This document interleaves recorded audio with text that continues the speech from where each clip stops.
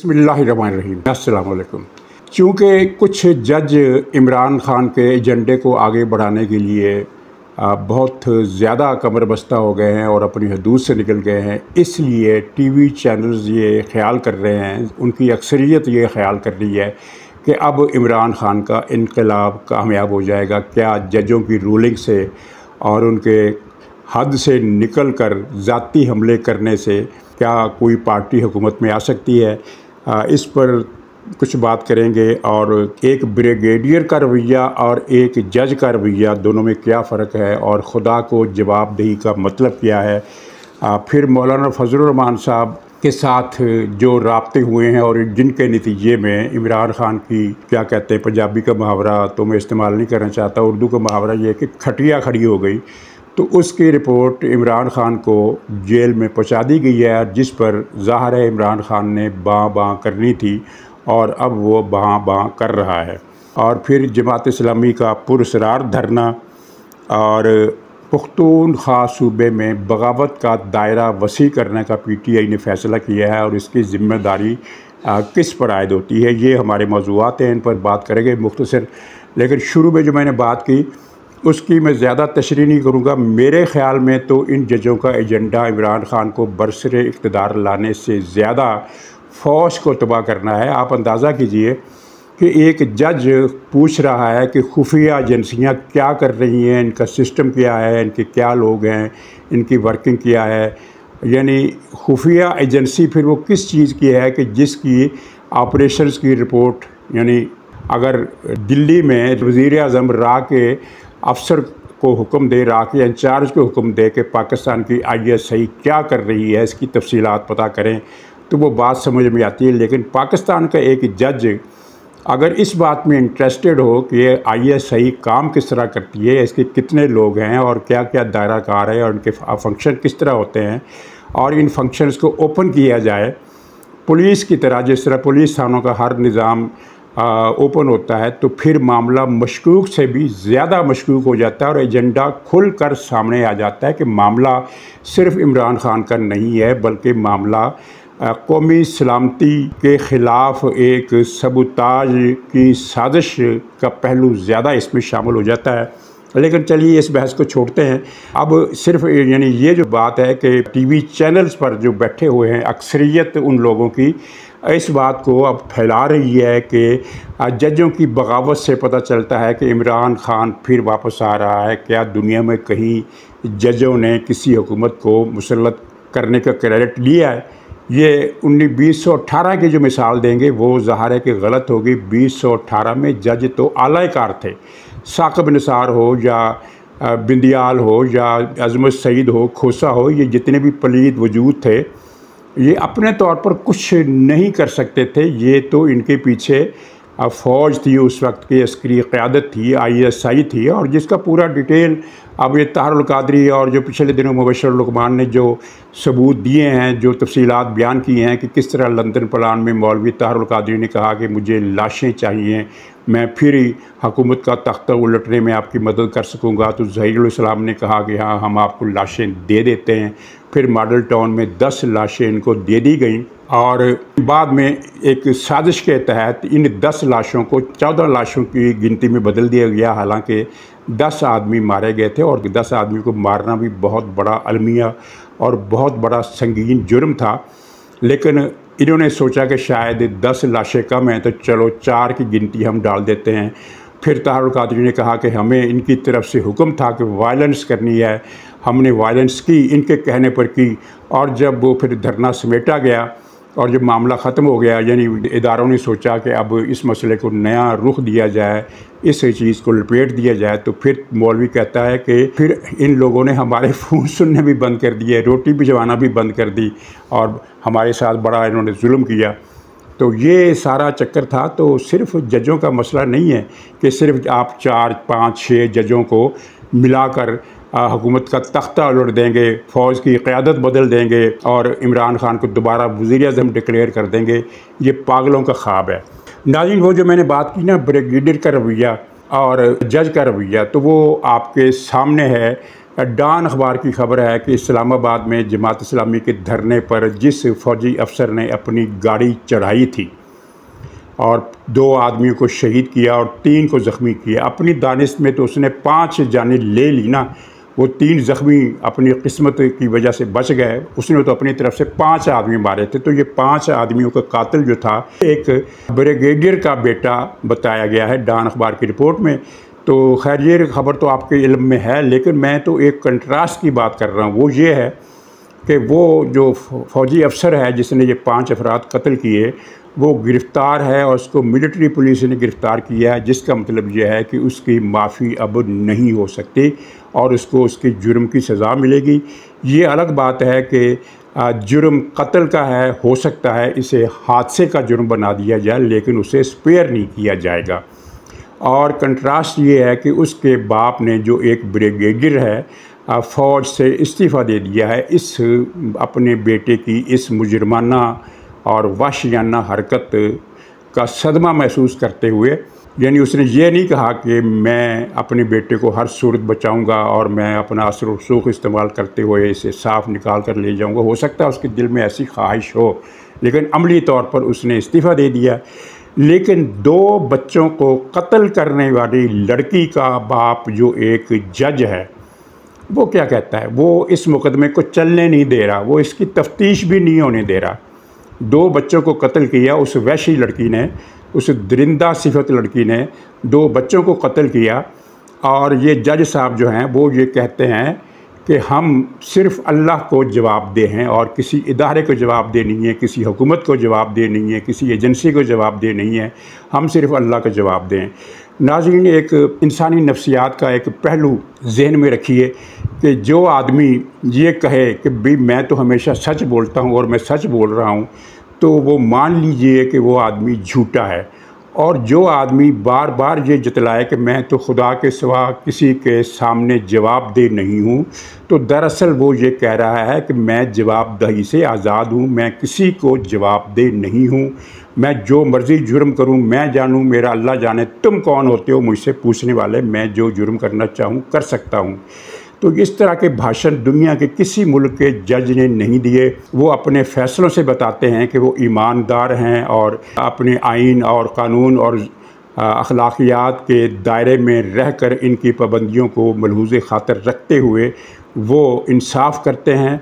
वो तकरीरें नहीं करते कि हम किसी को जवाबदेह नहीं है, हम सिर्फ़ अल्लाह को मानते हैं, सिर्फ़ अल्लाह के जवाबदेह हैं। और आपको याद होगा कि वो डैम वाला बाबा जो डैम फंड चोरी करके भाग गया था और जिसका बेटा 1 करोड़ रुपए की रिश्वत लेता हुआ पकड़ा गया, वो भी यही करता था, वो भी यही कहा करता था कि हम पर कोई दबाव नहीं डाल सकता, हम सिर्फ़ अपने ज़मीर को जवाबदेह हैं। हालांकि जज ज़मीर को नहीं, जज कानून को जवाबदेह होता है। फ़ैसला उसने करना होता है कि कानून के तहत ये मुजरिम जो उसके सामने खड़ा है इसकी सज़ा कितनी बनती है और कितनी नहीं बनती, उसके मुताबिक वो फ़ैसला करता है। और ज़मीर के मुताबिक फ़ैसला जज नहीं किया करते। ज़मीर तो ये कहता है कि यार बेचारे ने गलती कर दी है, किसी को मर्डर कर दिया है, जोश में आ गया होगा, इश्तिआल में आ गया होगा, तो मेरा ज़मीर ये कहता है कि इसको माफ़ कर दो। ज़मीर, इंसाफ में ज़मीर नहीं, इंसाफ में कानून होता है, इंसाफ में इंसाफ होता है, ज़मीर नहीं होता। हाँ, ज़मीर इस बात का होता है कि आप अपने आइन को पामाल तो नहीं कर रहे, अपने हलफ को पामाल तो नहीं कर रहे। ये जज जो हमारे सामने आए हैं ये हलफ को भी पामाल कर रहे हैं, आइन को भी पामाल कर रहे हैं, अखलाकियात को भी पामाल कर रहे हैं। हाँ, ज़मीर को पामाल ये नहीं कर रहे, क्योंकि मुझे नहीं लगता कि इनके अंदर कोई ज़मीर नाम की कोई चीज़ है। यानी एक, अब ये कंट्रास्ट देखिए कि एक ब्रिगेडियर के बेटे ने 5 अफराद को कत्ल किया, 3 बच गए, ज़ख्मी हो गए, लेकिन इसने तो अपनी दानिश में, अपनी प्लानिंग में 5 आदमी को कत्ल किया और उसके बाप ने इस्तीफ़ा दे दिया और मिलिट्री पुलिस ने कातिल को गिरफ़्तार भी कर लिया है। मिलिट्री पुलिस के हाथों गिरफ़्तारी का मतलब ही ये होता है कि अब इसका एहतसाब होगा फ़ौजी क़वानीन के तहत और इसको स्पेयर नहीं किया जाएगा, इसकी नौकरी भी जाएगी, इसको सज़ा भी मिलेगी। जो भी उनका सिस्टम है, जिसकी तफसील का ज़ाहिर है हमें ज़्यादा पता नहीं है, पता नहीं कोर्ट मार्शल होता है या कुछ और होता है, वल्लाह आलम, लेकिन वो सज़ा उसे मिलेगी। और वो जज साहब जो कहते हैं कि मैं तो अल्लाह के जवाब दी हूँ, मैं तो किसी और को जवाबदेह हूँ ही नहीं। यानी हम बंदे मारें, हम जो मर्ज़ी करें, हम आइन के ख़िलाफ़ फ़ैसले लेते हैं, एक पार्टी का एजेंडा आगे बढ़ाएं, फ़ौज को बदनाम करें, फ़ौज पर दबाव डालें, तो वो जनाब हमें किसी के सामने जवाबदेह होने की ज़रूरत नहीं, हालांकि जज भी जवाबदेह होता है। अच्छा खैर, ये जो जमात इस्लामी के धरने में ये हुआ वाक़या, तो ये धरना 12 तारीख से जारी है और आज 26 तारीख है, यानी आज इसको 14 दिन हो जाएंगे। तो लोग सवाल कर रहे हैं कि ये धरना किस मकसद के लिए दिया गया है। बज़ाहिर जब ये धरना दिया गया था तो उस वक्त बताया गया था कि ये अल-कुद्स यानी बैतुल मक़दस और फ़लस्तीनियों के साथ गज़ा में जो हो रहा है और बहुत ही भयानक वहाँ जुल्म हो रहा है, इतना ज़्यादा जुल्म हो रहा है कि उसका सोचने के लिए भी दिल जिगर चाहिए। किसी को बताने की तो बात ही और है ना, बहुत ज़्यादा जुल्म हो रहा है, यानी जिसकी अगर खुलासा भी बयान करें तो दिल फट जाता है। लेकिन क्या जमात इस्लामी वाकई फ़लस्तीनियों की हमायत में धरना दे रही है? अगर फ़लस्तीनियों की हमायत में धरना है तो वो धरना देकर उसे जलसा करके वापस आ जाना चाहिए था, लेकिन वो 12-14 दिन से वहाँ क्यों बैठी हुई है? उसका क्या मुतालबा है? मैंने 3-4 लोगों से पूछा कि इनका मुतालबा क्या है, तो वो किसी को पता नहीं कि मुतालबा क्या है। फ़र्ज़ कीजिए अगर उनका मुतालबा ये है कि पाकिस्तानी फ़ौज गज़ा भेजी जाए और वो वहाँ जाकर जंग करे और इसराइल को मार भगाए और ये काम करे, ये मुतालबा किस तरह काबिल अमल है ये अलग बात है। लेकिन अगर यही मुतालबा करना है तो फिर जमात इस्लामी को ये मुतालबा ईरान से करना चाहिए, क्योंकि आजकल जमात इस्लामी जो है वो ईरान की पॉलिसी को आगे बढ़ाती है और ईरान इसका दोस्त मुल्क है, ये ईरान की दोस्त है। तो ईरान की बात मैंने इसलिए की कि ईरान के लिए इसराइल पर हमला करना फ़ीज़िबल है, पाकिस्तान के लिए या बांग्लादेश के लिए फ़ीज़िबल नहीं है। तो ईरान का मसला अगर आप नक्शा देखें तो आपको पता चलेगा कि इसराइल का बॉर्डर शुमाल में मिलता है लबनान से और शुमाल मशरक़ में मिलता है शाम से, और लबनान में भी ईरान बैठा हुआ है और शाम में भी ईरान बैठा हुआ है। गोया के ईरान की सरहदें इसराइल से मिलती हैं। वो इसराइल दो मुल्कों के ज़रिए उसकी सरहदें इसराइल से मिलती हैं। वो चाहे तो अपनी 50,000 फ़ौज इसराइल में दाखिल कर सकता है, वो चाहे तो बमबार तैयारों का एक स्क्वाड्रन इसराइल पर बमबारी के लिए भेज सकता है, वो चाहे तो जनूबी लबनान और शाम के लॉन्चिंग पैड से इसराइल पर हज़ारों मिज़ाइल दाग सकता है। वो तो कहता है ना कि हमारे पास मिज़ाइलों की कमी नहीं है, और वाक़ईतन उसके पास कमी नहीं है। लाखों मिज़ाइल उसने यमन को सप्लाई किए हैं, और शाम और लबनान में जो उसकी प्रॉक्सीज़ है और जो इराक़ में उसकी प्रॉक्सीज़ है, उनको इसने इतना असला दिया है कि अगर वो सारा इकट्ठा किया जाए तो वो पाकिस्तानी फ़ौज के पास मौजूद असले से कई गुना ज़्यादा बम, बारूद, मिज़ाइल, रॉकेट, ड्रोन तैयारे, तोपें, एमुनेशन, हर चीज़ वो इन प्रॉक्सीज़ को दे चुका है। तो जमात इस्लामी को धरना देना चाहिए ईरान के सफारतखाने के सामने, बल्कि ईरान में अपना वफ़द भेजकर, तेहरान के सेक्रेटेरिएट के बाहर या मौलवी खुमैनी जो भी उसका नाम है, उसके घर के बाहर धरना देना चाहिए कि आप लोग फ़ौज को भेजें। इसराइल भेजना क्या, फ़ौज उनकी मौजूद है इन दोनों मुल्कों में, बॉर्डर पर ले जाएं और इसराइल के ऊपर हमला करें और अल-कुद्स और बैतुल मक़दस और गज़ा के मुसलमानों को इस जुल्म से, इस बर्बरियत से निजात दिलवाएं। लेकिन ये 15 दिन का धरना क्यों है, मुझे बिल्कुल किसी ने नहीं बताया। मैंने 3-4, 5-6 लोगों से बल्कि पूछा है, 1-2 से कल पूछा, 3-4 से आज पूछा। मैंने पूछा कि ये मकसद क्या बताते हैं, तो कहते हैं मकसद नहीं बता रहे, बस उन्होंने सड़कें रोक रखी हैं और लोगों को गुजरने नहीं दे रहे, और जो धरने के लोगों की तादाद है वो 150 के करीब बताई जाती है, इससे ज़्यादा लोग उस धरने में नहीं हैं।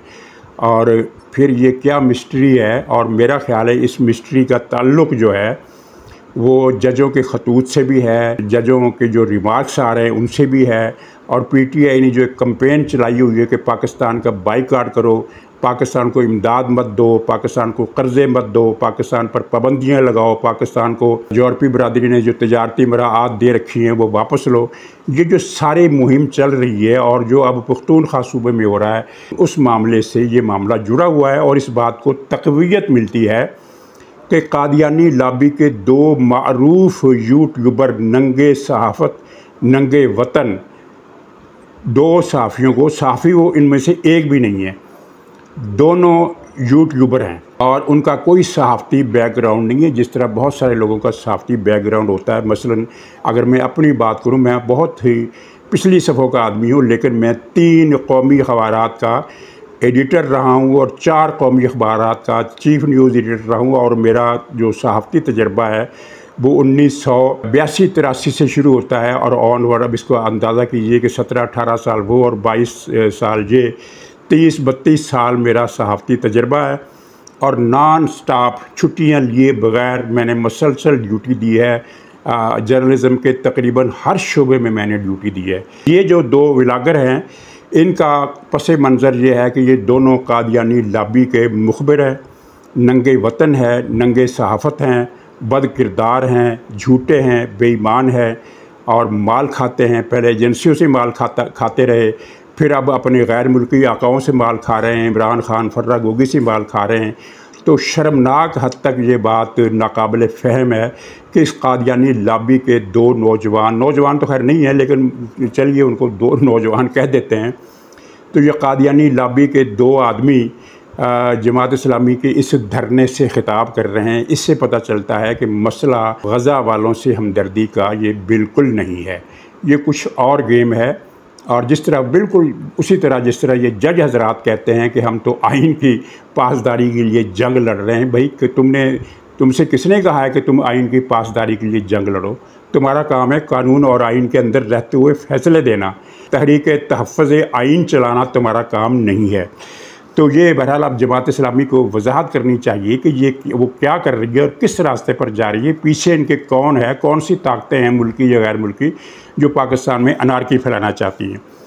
नाज़रीन, पुख्तूनख्वा में जो कुछ हुआ वो आपने देखा। उन्होंने बिजली के ग्रिड स्टेशनों पर कब्ज़ा कर लिया, बिजली के निज़ाम अपने हाथ में ले लिया, बिजली अपनी मर्ज़ी से 70% पाकिस्तान की बिजली पुख्तूनख्वा सूबे में चोरी होती है और PTI की सरपरस्ती में चोरी हो रही है। PTI की सरपरस्ती नहीं, PTI के हुक्म पर चोरी हो रही है। अब तो वज़ीर आला ने कह दिया ना कि बिजली चोरों को चोर मत कहो, मैं उनके साथ हूँ, यानी PTI हुकूमत खुद चोरी करवा रही है। लेकिन जहाँ मैं उस चोरी की बात नहीं कर रहा, मैं ये बात कर रहा हूँ कि उन्होंने मामलात अपने हाथ में लिए और बिजली चोरी कर ली। एक अच्छी खासी मिकदार जो वफाक की इदारे को उन्होंने चैलेंज किया, वफाक की एडिट ख़त्म कर दी। तो इसके ज़िम्मेदार कौन है? नाज़रीन, जब ये आज़ाद कश्मीर में सरेंडर हुआ था, सकूत ढाका से बड़ा सरेंडर शहबाज शरीफ ने किया था, तो मैंने उसी दिन अपने ब्लॉग में कहा था कि अब पाकिस्तान में जगह जगह यही होगा और आपके पास कोई जवाज़ नहीं होगा कि आप कोई कार्रवाई कर सकें, क्योंकि आपने तो ख़ुद बता दिया लोगों को कि आप डंडा हाथ उठाओ और बिजली हमसे मुफ्त ले लो। अब ये पुख्तूनख्वा में ये हो रहा है और पुख्तूनख्वा के बारे में ख़बरें ये हैं कि ये बगावत का दायरा वसी किया जाएगा। 3 दिन पहले वो आज़म सवाती, वो मवेशी चोर, गाय चोर, वो मिला है इमरान खान से और इमरान खान ने उससे कहा है कि पुख्तूनख्वा में बगावत का बंदोबस्त करो। बाकी पाकिस्तान में इनका कोई हाल नहीं है, सिर्फ वहाँ सूबा पुख्तूनख्वा है जहाँ ये इनके पास कोई ना कोई जंपिंग पैड हो सकता है। बाकी पाकिस्तान में कोई उनके हालात नहीं है। तो अब ये पुख्तूनख्वा में जा बजा यही काम करेंगे, ग्रिड स्टेशनों पर कब्ज़े करेंगे, सरकारी दफातर पर कब्ज़े करेंगे, यानी वफाक के सरकारी दफातर पर, और अमलन वफाक को वहाँ मुअत्तल और नाकाम कर देंगे। अगरचे एक ऊपर की सतह पर भी फैसला हो चुका है कि गंडापुर साहब तुहाडी खैर नहीं, तुसी हुण नहीं बचदे, लेकिन जब तक वो मरहला नहीं आता तो क्या उस वक्त तक वफाक पुख्तूनख्वा से आउट कर दिया जाएगा? इस बात का जवाब देना शहबाज शरीफ साहब की ज़िम्मेदारी है। जहाँ तक इनकी हिमायत का ताल्लुक़ है तो वो आपने देख ली कि इस्लामाबाद में इनका जो गैर कानूनी सेक्रेटरीट था, वो ओरिजिनली इनके पास जो ज़मीन थी वो 150 कनाल थी, लेकिन इन्होंने इधर उधर का सरकारी रकबा चोरी करके 400 कनाल से भी ज़्यादा रकबा सरकारी रकबे पर कब्ज़ा कर लिया। वो पूरी की पूरी बिल्डिंग, पूरे का पूरा कम्प्लेक्स गैर कानूनी है। इस्लामाबाद की जो डेवलपमेंट अथॉरिटी, जो भी तजावज़ात का महकमा है, उसने जो कार्रवाई की है वो तो इसके 10% हिस्से पर भी नहीं की, 90% हिस्सा भी गैर कानूनी है। खैर, इस बात को छोड़ते हैं कि वो कितना गैर कानूनी है और कितना गैर कानूनी नहीं है। मेरा जो पॉइंट है वो है अवामी हिमायत का। जब इस नाजायज़ बिल्डिंग के कुछ हिस्सों को गिराने के लिए बुलडोज़र वगैरह पहुँचे तो पीटीआई के लीडरों ने पूरे इस्लामाबाद में व्हाट्सएप के ज़रिए, ट्विटर के ज़रिए और टेलीफोन के ज़रिए पूरे इस्लामाबाद में अपने कारकुनों को हिदायत की कि वो मरकज़ी सेक्रेटेरिएट को बचाने के लिए पहुँचे। 20 लाख आबादी का शहर है इस्लामाबाद, तो इतने बड़े शहर में 10,000 कारकुन तो पहुँचने चाहिए थे अगर पीटीआई के पास सपोर्ट है। लेकिन आपको पता है वहाँ कितने कारकुन पहुँचे? उनकी तादाद 100 भी नहीं थी। 50 या 60 या 40 अफराद वहाँ पहुँचे, जिनमें 3-4 औरतें थीं और उनका ताल्लुक़ एलीट क्लास से था। कुछ मर्द भी थे एलीट क्लास के, लेकिन ज़्यादातर कौन थे? अफ़गान महाजर, जिनको इमरान खान के दौर में इस्लामाबाद में बसाया गया, उनको जायदादें दी गई, उनको पैसे दिए गए। और वो आप वीडियो देख सकते हैं, वो मौजूद है इंटरनेट पर, ट्विटर पर भी मौजूद है, यूट्यूब पर भी मौजूद है। जब ऑपरेशन हो रहा है तो वो अफ़गानी लहजे में उर्दू में बात कर रहे हैं कि कान हमारा कायद है, हमारा लीडर है, हम उसके लिए जान भी कुर्बान कर देगा, हम उसके लिए अपनी बच्ची भी मार देगा। इस तरह की वो बातें कर रहे हैं। तो अफ़गान लहजे में वो उर्दू बोल रहे हैं और जिस तरह अफ़गान महाजिर उर्दू बोलते हैं उसी तरह की ज़बान बोल रहे हैं। यानी इस्लामाबाद में इनको अगर उन अफ़गान महाजिरीन को अगर निकाल दें तो 40-50 अफराद जो पहुँचे, या 50 से ज़्यादा लोग भी पहुँचे होंगे, 55 लोग लगा लें, तो उन 50-55 में से 30 तो ये अफ़गान महाजिर होंगे, बाकी 20-22 लोग पूरे इस्लामाबाद से इकट्ठे हुए। तो ये इनकी टोटल औकात है कि पार्टी के मरकज़ी सेक्रेटेरिएट पर बकौल इनके फस्ताई क़ुव्वतों ने हमला कर दिया है, इदारों ने हमला कर दिया है और इतना बड़ा हमला हो गया। तो ये कारकुन एहतजाज के लिए बुलाए गए, लेकिन वो नहीं आए और यही बात जो है ये इमरान खान को खाई जा रही है कि मेरी काल पर निकलेगा कौन। पुख्तूनख्वा सूबे की बात और है, वो आप समझते हैं। अच्छा, फजल रहमान साहब से जो राब्ते हो रहे हैं वो मैंने उसकी खबर कल ब्रेक कर दी थी। तो इन राब्तों की खबर इमरान खान को पहुंचा देगी और पहुंचनी थी उस पर। जब जर्नलिस्ट हजरात को पता चल गया तो इमरान खान को क्यों नहीं पता चलेगा? तो इमरान खान को ये रिपोर्ट इन अल्फाज में दी गई है कि खान साहब मौलाना जो है वो डबल गेम कर रहा है। वो उसने आपका कंधा इस्तेमाल करके, आपका नाम इस्तेमाल करके वहाँ से लाइन सीधी कर ली है। तो उसने डबल गेम की और इसके बाद फिर खान ने जो बाँ की है वो ज़ाहिर है उसका मज़ा वही ले सकते हैं जो वहाँ मौजूद थे और जिन्होंने ये बाँ अपने कानों से सुनी, या फिर वो मज़ा ले सकते हैं जिनको इसकी फ़र्स्ट हैंड सेकंड हैंड जो अकाउंट है वो उन तक पहुँची कि किस तरह खान ने बाँ की और किस तरह गालियाँ दी, पता नहीं किसे गालियाँ दी, मजम्मत की। तो भाई आपको ये गिला है कि मौलाना ने आपका नाम इस्तेमाल करके उनसे लाइन सीधी कर ली। तो आप मौलाना के पास क्या करने गए थे? आप भी तो मौलाना को इस्तेमाल करने ही गए थे ना। और मौलाना जो हैं वो ज़ेर इस्तेमाल शय नहीं है। ज़ेर इस्तेमाल शय सिर्फ खान साहब हैं, जिनको पहले फैज़ ने इस्तेमाल किया, उससे पहले पाशा ने इस्तेमाल किया, फिर बिजू बाजवा ने इस्तेमाल किया, ज़हीरुल इस्लाम ने इस्तेमाल किया। उसके इस्तेमाल कुनंदगान की गिनती ही बहुत ज़्यादा है। तो नाज़रीन, इसी पर प्रोग्राम ख़त्म करता हूँ। इजाज़त दीजिए, इंशाअल्लाह अगले व्लॉग में फिर मुलाकात होगी। तब तक के लिए खुदा हाफ़िज़।